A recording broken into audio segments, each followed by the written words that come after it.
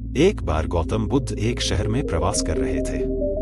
उनके साथ कुछ शिष्य भी थे। एक दिन उनके शिष्य शहर में घूमने के लिए निकले। वे शहर में घूम ही रहे थे कि तभी शहर के कुछ लोगों ने उन्हें अपशब्द कहे। उनके बुरे शब्दों को सुनकर शिष्यों को बहुत बुरा लगा और वे वापस लौट गए। बुद्ध ने देखा कि शहर से लौटकर आए उनके सभी शिष्य बहुत क्रोध में दिखाई दे रहे हैं। उन्होंने शिष्यों से पूछा, क्या बात है, आप इतने तनाव में क्यों हैं? तभी एक शिष्य क्रोध में बोला, हमें यहाँ से तुरंत चलना चाहिए। जब हम बाहर शहर में घूमने गए थे तो यहाँ के लोगों ने बिना वजह हमें बहुत बुरा भला कहा।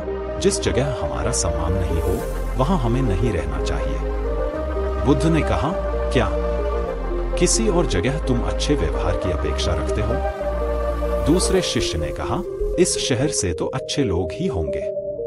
तब गौतम बुद्ध बोले, किसी जगह को सिर्फ इसलिए छोड़ देना ठीक नहीं कि वहां के लोग बुरा व्यवहार करते हैं। हमें तो कुछ ऐसा करना चाहिए कि जिस स्थान पर भी जाएं, उस स्थान को तब तक नहीं छोड़े जब तक अपनी अच्छाइयों से वहां के लोगों को सुधार न दें। हम जिस भी स्थान पर जाएं, वहां के लोगों का कुछ न कुछ भला करके ही वापस लौटें। बुद्ध ने कहा, जिस प्रकार युद्ध में बढ़ता हुआ हाथी चारों तरफ के तीर सहते हुए भी आगे बढ़ता जाता है, ठीक उसी तरह उत्तम व्यक्ति भी दूसरों के अपशब्दों को सहते हुए अच्छे कार्य करता रहता है। खुद को वश में करने वाले प्राणी से उत्तम कोई और नहीं हो सकता।